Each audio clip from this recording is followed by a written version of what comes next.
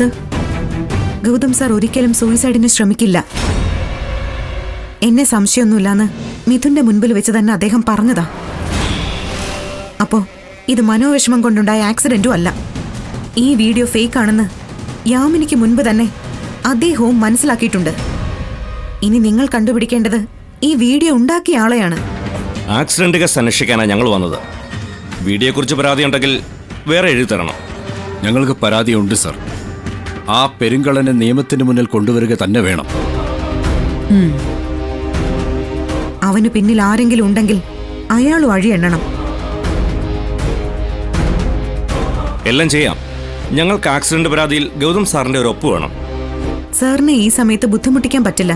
അതിനു പകരം ഞാൻ സൈൻ ചെയ്താൽ പോരെ? മതി. എടോ അതിങ്ങടുത്തേ.